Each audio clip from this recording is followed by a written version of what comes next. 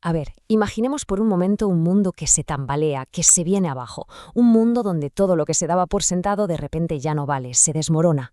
Pues bien, así era la Europa del siglo XIX, una época de cambios brutales, de disturbios, que claro, obligó a la gente a hacerse una pregunta totalmente nueva: ¿cómo le damos sentido a una sociedad que está sumida en el más absoluto caos? Para empezar, la agitación política. La Revolución Francesa de 1789 y todas las réplicas que vinieron después básicamente hicieron saltar por los aires siglos y siglos de tradición. Y ojo, no hablamos solo de un cambio de reyes o de gobiernos, fue el nacimiento, bastante violento por cierto, de una era política completamente nueva. Y mientras pasaba todo esto, ¡pum!, la revolución industrial, que estaba cambiando radicalmente cómo se vivía y cómo se trabajaba. Las ciudades crecían a lo loco, las fábricas echaban humo sin parar.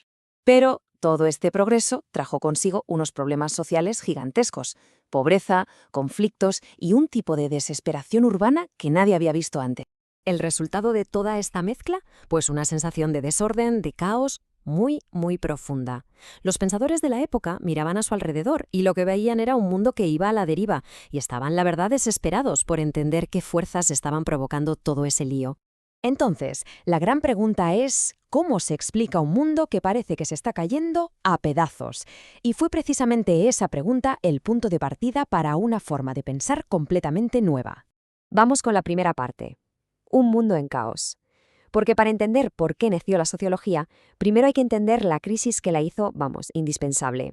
Segunda sección: inventando una ciencia. Es que ante semejante caos, las viejas explicaciones, las que venían de la religión o de la filosofía, pues ya no servían. Hacía falta un método nuevo, uno que pudiera analizar la sociedad con el mismo rigor que las ciencias naturales. Y aquí ojo, porque esto que vemos es un cambio monumental en la forma de pensar. Se pasó de un conocimiento basado en el dogma, en la tradición, en el esto es así porque siempre ha sido así, a un mundo nuevo. Un mundo donde lo que cuenta son los hechos, los datos empíricos, la razón, y todo esto, claro, bebiendo del éxito que estaban teniendo las ciencias naturales, como la física de Newton. Y aquí es donde entra en escena Auguste Comte. A él le preocupaba tanto la anarquía que veía a su alrededor que se propuso crear nada menos que una ciencia de la sociedad. Su primer nombre para ella fue física social. La idea era esa, ¿no? Una ciencia que descubriera las leyes fijas del orden social, igual que la física había descubierto las leyes de la naturaleza. Y ya en 1822, Comte le puso el nombre que usamos hoy: sociología. Su objetivo no era para nada fomentar la revolución, sino más bien todo lo contrario. Lo que él quería era entender de forma científica las estructuras sociales, eso que llamó la estática social, y el cambio, la dinámica social, para poder guiar a la sociedad y, sobre todo, restaurar el orden. Pasamos a la tercera parte: conflicto o cohesión. Porque vale, ya tenemos una nueva ciencia, pero la pregunta del millón era: ¿qué es lo que de verdad mueve a la sociedad? Y aquí, claro, surgieron dos visiones potentísimas y totalmente enfrentadas. Al final, todo se reducía a una pregunta clave: ¿cuál es la fuerza principal que le da forma a la sociedad?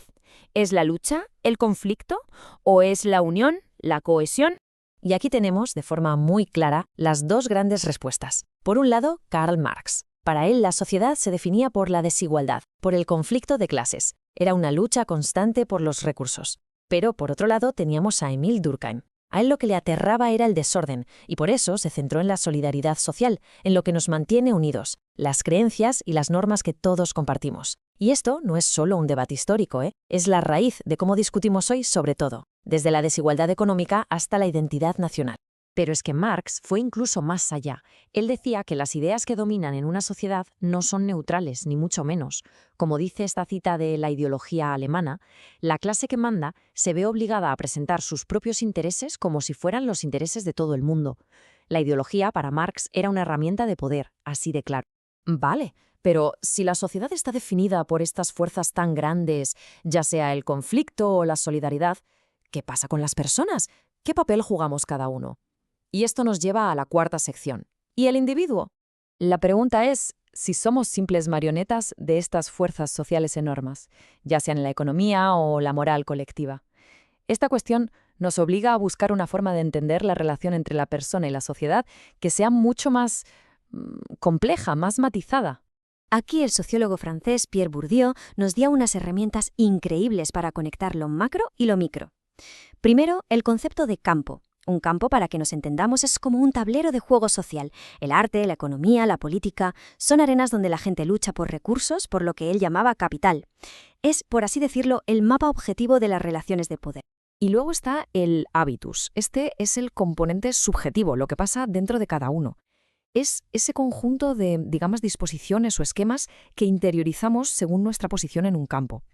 Es básicamente la manera en que las reglas del juego social se nos meten en la cabeza y guían, muchas veces, sin que nos demos cuenta, cómo vemos el mundo y cómo actuamos. Entonces, la clave de todo es esta conexión. El campo, que es la estructura de fuera, moldea nuestro hábitus, nuestro mundo interior, y a la vez nuestro hábitus guía nuestras acciones, que vuelven a jugarse dentro de ese campo. O sea que ni somos marionetas, ni somos totalmente libres. Estamos en un juego constante entre la estructura y nuestra propia capacidad de acción. Esta tensión, esta lucha entre la estructura y el individuo nunca se resolvió del todo. De hecho, se convirtió en el motor de la sociología. Y eso nos lleva a nuestra última sección, las preguntas perdurables.